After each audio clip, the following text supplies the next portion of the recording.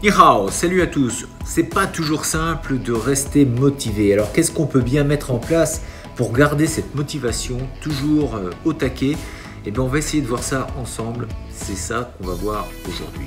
Alors vous comme moi, on traverse tous parfois des périodes un petit peu difficiles et de garder une motivation à 100% efficace, c'est très compliqué. Surtout dans la vie dans laquelle on est aujourd'hui, on a tous nos activités, on a tous nos petits problèmes et quand on a commencé à mettre des choses en place, eh bien c'est très difficile de garder cette même motivation. Alors comment on va faire ? Première chose, et ça j'en avais déjà discuté, forcément si vous voulez être motivé, il va falloir que vous fassiez quelque chose qui vous plaise. Les décisions que vous voulez faire et que vous voulez donc entreprendre, il faut que ce soit quelque chose qui vous tienne à cœur. Si ce n'est pas le cas, ça va être très difficile de garder cette motivation. Alors bien sûr que ce n'est pas impossible, mais si ça ne vous plaît pas trop, vous prenez une décision, je veux arrêter telle et telle chose, si ce n'est pas quelque chose qui vous tient à cœur, ça va être très difficile, très compliqué.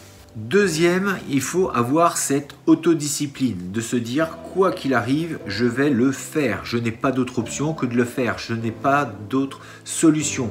Ça doit être vital. Quand vous allez au travail, vous avez un travail, vous ne vous posez pas la question. Quand vous vous levez, vous y allez. Pourquoi ? Parce que vous avez un salaire derrière, on vous paye pour ça. Donc vous le faites. Là, c'est quelque chose que vous allez mettre en place. Et bien sûr, vous n'allez pas vous payer pour ça.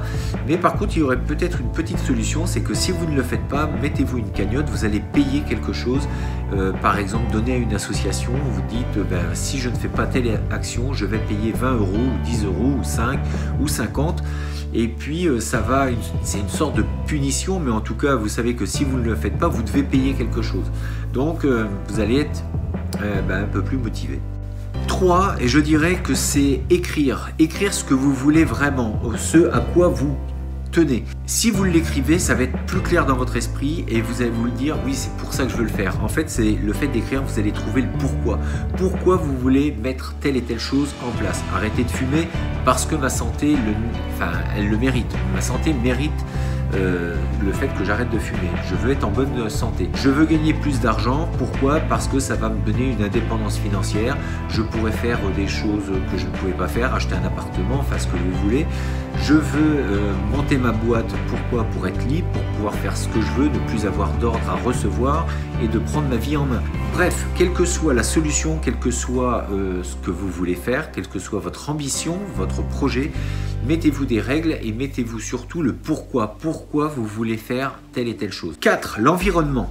L'environnement va être vraiment aussi déterminant. Si vous êtes dans un environnement où les gens ne font rien et sont en contradiction avec vos pensées, ça va être très compliqué de garder une détermination sur vos objectifs. Par exemple, il est bon d'avoir, alors je ne vous dis pas qu'il faut changer vos amis, quoique, mais en tout cas d'essayer d'avoir, donc sur les réseaux, de vous mettre dans des groupes où les gens vont commencer à penser un petit peu comme vous. Donc aujourd'hui on a Facebook, on a YouTube, on a la possibilité de rentrer en contact ou en tout cas de prendre de l'information, de se nourrir de cette information et ça c'est vraiment très important. Pourquoi ? Parce que vous allez faire comme une sorte d'auto-hypnose. Vous allez rentrer dans un monde et vous allez prendre en fait, vous allez consommer de l'information qui est par rapport à ce que vous voulez et en totale adéquation. Je prends donc un exemple, tout à l'heure on parlait de fumer. Si vous prenez des pages Facebook sur des gens qui ont arrêté de fumer, si vous prenez sur YouTube, peut-être, j'ai pas fait, mais peut-être que vous avez, si vous tapez comment arrêter de fumer,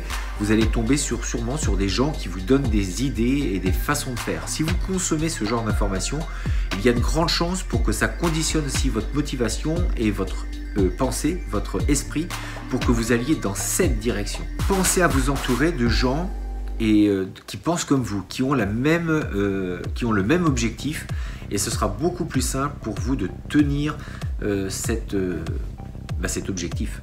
Et la lecture de personnes qui ont écrit des livres sur le sujet qui vous intéresse, qui vous motive.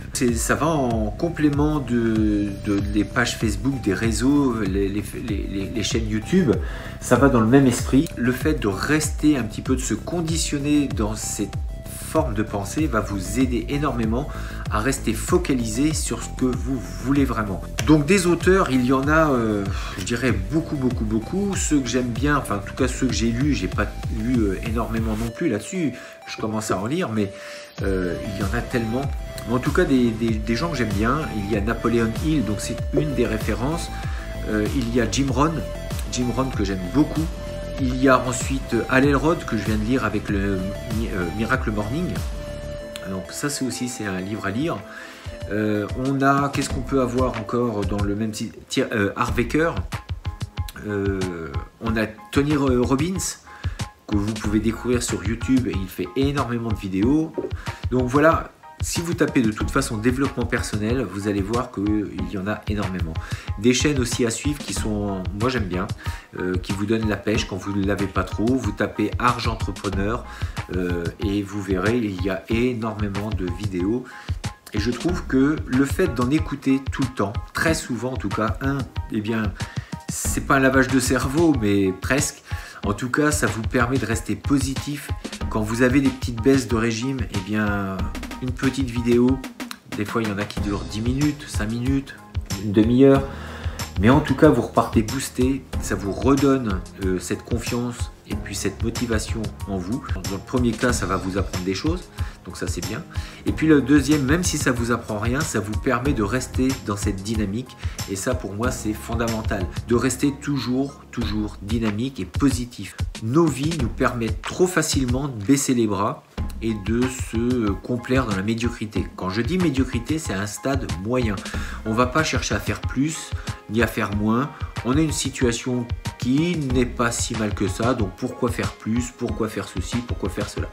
Si vous avez décidé de faire quelque chose, c'est que forcément vous voulez améliorer votre situation, mais à tout niveau, peut-être professionnel, amoureuse, sociale, bref, en tout cas c'est de s'élever, de devenir des meilleures versions de nous-mêmes, d'être de meilleures personnes dans la vie, pour les autres, mais surtout, avant tout, pour nous-mêmes. Et parfois, eh bien, on a besoin de ces petits stimulants, des petites vidéos, un livre, et puis les choses qu'on a mis à côté, qu'on essaie de se tenir à ces choses-là, aller courir, faire du sport, aller à la salle de sport, faire du fitness, lire tous les jours, apprendre une nouvelle langue, enfin bref, quelles que soient vos aspirations, tenez-vous à ce que vous avez fait parce que vous le méritez.